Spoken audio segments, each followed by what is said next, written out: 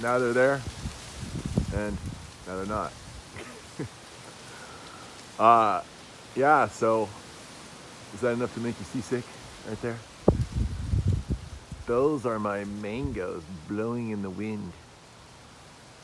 Blowing in the wind. There are a lot of mangoes on this tree this year. So I'm up here at the ranch. It's May 21st. And look at that. Wow. What's that noise? Anyway, there it is. Lots of mangoes. Is this the breakout year? Is this the year this thing turns into a big boy? Starts making tons of fruit.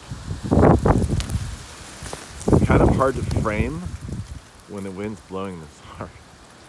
I'm having to get higher and higher in order to take these videos here of this tree.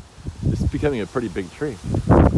What I like almost as much as the fruit is this just gorgeous new growth. Isn't that pretty? So you can see it's interesting. It either grows on a branch or it flowers and fruits. And what's also interesting right now is that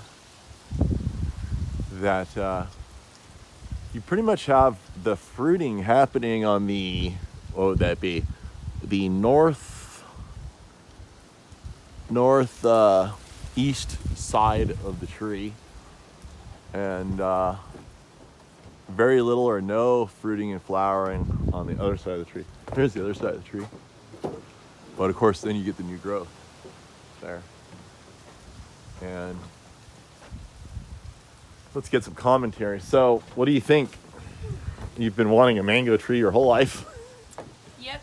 Daddy, give me a mango tree. Is that the story? And this one's done surprisingly well. Yeah, it's Started off as a throwaway seed, and then it just... Yeah, it was a little. Remember, like, actually we had a Delinix regia, a Royal Poinciana, and somehow a mango came up in the same pot, actually. Maybe from a seed I planted or something.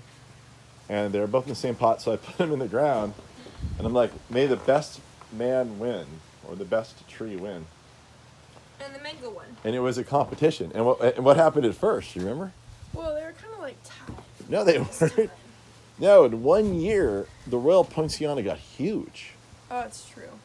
Yeah. So Delinix regia, an incredibly gorgeous tropical tree.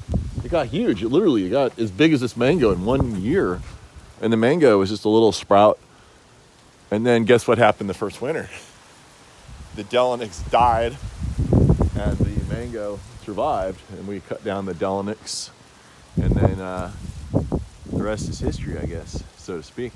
But yeah, so anyway, I think it's a Philippine mango. I can't remember. Like, I don't even know how the plant started, but somehow they were in the same pot together.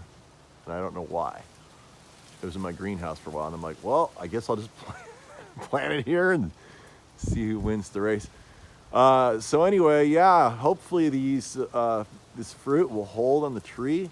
Last year we got fruit, and then it was getting bigger, and then I came up here once, and it was just gone. And there was not on the ground or anything, so I'm not sure if something got it.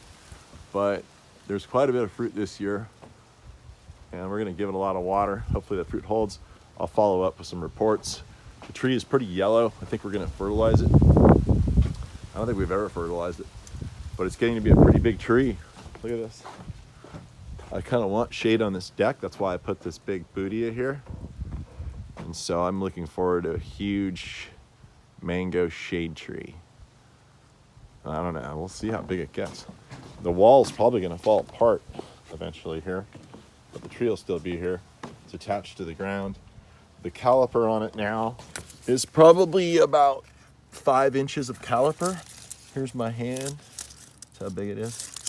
It'll also be interesting. Sooner or later, we're probably bound to get a freeze at some point. And when we get a freeze, we'll know. Well, we'll see what happens when you have this much wood. Maybe the whole top will die, and then it'll sprout out of the main trunk. I don't know what's going to happen, so we'll find out. But it's always fun to do some experimentation and just fool around and see what happens. Look at those mangoes.